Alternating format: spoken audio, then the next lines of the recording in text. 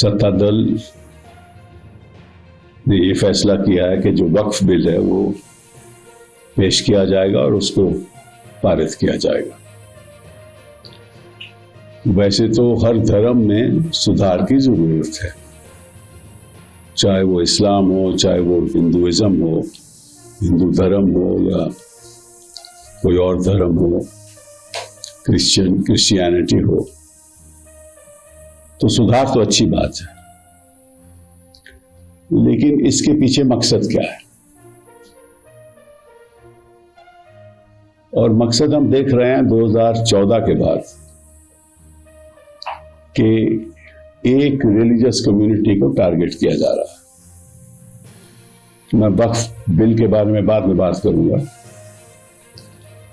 आप पिछले 10-11 सालों का इतिहास देख लीजिए। कभी ट्रिपल तलाक के खिलाफ, कभी यूनिफॉर्म सिविल कोड, कभी लव जिहाद, कभी मुसलमानों को टारगेट किया जा रहा है, कभी फ्लड जिहाद, कभी थूक जिहाद, बुलडोजर जस्टिस। तो कहने का मतलब यह है कि अगर एक पॉलिटिकल पार्टी का यही एक पॉलिटिकल एजेंडा है देश के सामने कि किसी तरीके से एक धर्म को टारगेट करके बाकी लोगों के अपने पक्ष में कर लो ताकि हम चुनाव जीत जाएं,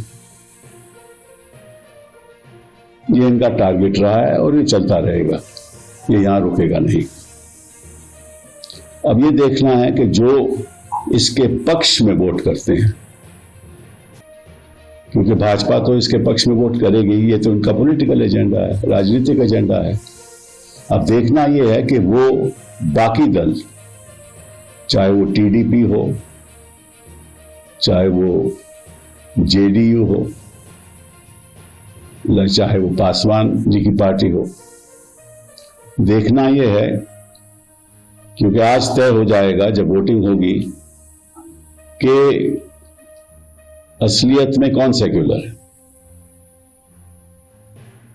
जहां तक टीडीपी का सवाल है, उन्होंने तो एक संशोधन लाए हैं बिल में, उसके बारे में बाद में बात करेंगे। तो वो तो इस बिल को सपोर्ट करेंगे, पक्ष में रहेंगे, क्योंकि उनकी इलेक्शन तो अभी दूर है, तो उनको कोई खतरा नहीं है। जहां तक जेडीयू का सवाल है, बिहार में इलेक्शन होने वाला है, तो उनको सोचना पड़ेगा। पक्ष में करेंगे तो हार जाएंगे इलेक्शन। हो सकता है वॉकआउट कर लें ताकि भाजपा को मौका मिल जाए पारित करने का, ऐसा ही पासवान जी कर सकते हैं। लेकिन तय होगा आज कि इस देश में सेक्युलर पार्टी कौन सी। विपक्ष तो इसके खिलाफ वोट करेगा ही,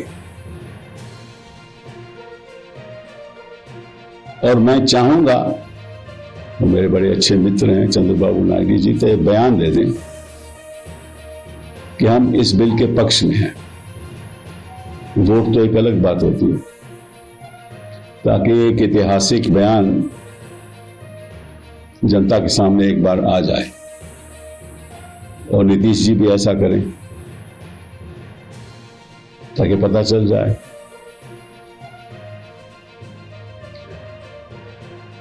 मैं मोदी जी से पूछना चाहता हूं कि हिंदू धर्म में आप सुधार क्यों नहीं लाना चाहते?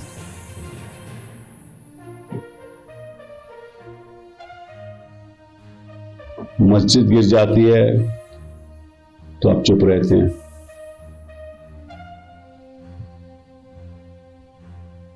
संभल के मामले में आप चुप रहे। ये एजेंडा चलता रहता है और आप चुप रहते हैं। मैं आपसे पूछना चाहता हूं कि हिंदू धर्म में